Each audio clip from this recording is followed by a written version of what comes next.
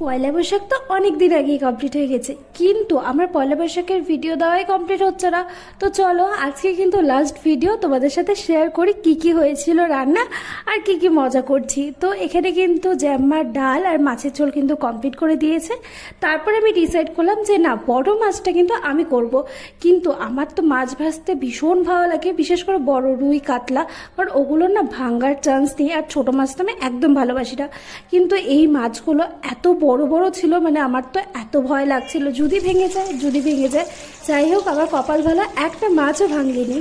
আর যেটা উল্টাতে পারছিলাম না বা নামাতে পারছিলাম না, ওটা কিন্তু আমাকে জ্যাম্মা বলছে যে আমি করে দিব, আমাকে বলিস। তো ঠিক আছে।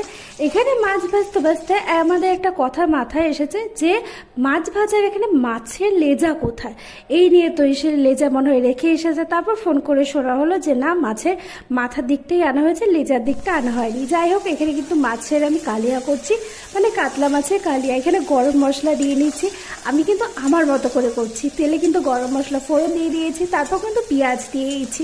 আর পেঁয়াজটা কিন্তু বেশ লাল লাল করে ভাজতে হবে। তারপর এখানে একটা মশলা, এটার মধ্যে যতদূর সম্ভব টমেটো আছে, আদা আছে, কাঁচা লঙ্কা, 2 কোয়া রসুন, বেশি না, আর পেঁয়াজ আছে, তার সাথে লঙ্কার গুঁড়া, জিরার গুঁড়া, এগুলোই আছে, মানে যতটুকু আমার মনে আছে, কারণ এটা না মা করেছিল। তো আমি বলছিলাম যে তুমি এরকম মশলার যে পেস্ট হয় ওটা করে রাখতে। তো এখানে আমি মশলাটা দিয়ে দিচ্ছি, আর মশলাটা দেওয়ার পরে না এত সুন্দর গন্ধ বেরোচ্ছিল, কারণ মাছে না আমরা কোনো সময় রসুন খাই না, কিন্তু কালিয়াতে তো 2 কোয়া রসুন দিলে ভালোই লাগে।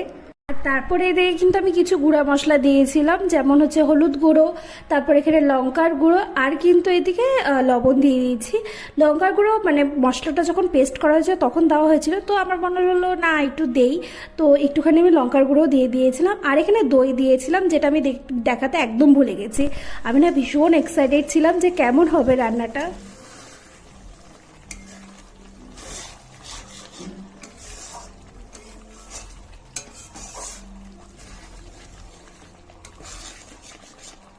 তারপর যাই হোক, আমি একটা ভিডিও করতে পারিনি, কারণ হচ্ছে মা চলে আসছিল, মানে আমাদের ঘরে মিষ্টি টিষ্টি এসেছে, তো আমার এর জন্য ওখানে চলে যেতে হয়েছে।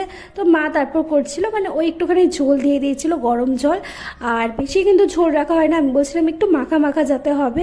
খেতে তো ভীষণ সুন্দর হয়েছে, কারণ আমি একটুখানি টেস্ট করেছি। আর হ্যাঁ, অবশ্যই ঘি তো দিতেই হবে। তো যাই হোক, স্যালাড কাটা হয়ে গেছিলো। আর তারপর এখানে আমি নিয়ে নিয়েছিলাম হচ্ছে মাছের মাথা দিয়ে ডাল, যেটা আবার খেতে অসম্ভব ভালো লেগেছে, মানে এটা দিয়ে তো আমি ভীষণ তৃপ্তি সহকারে খেয়েছি। তারপর সন্ধ্যাবেলা একটু ঘুমিয়েছিলাম, তারপর চলে আসছিল এখানে গুল্লু আর গুল্লি, ওদের সাথেই গল্প করছিলাম।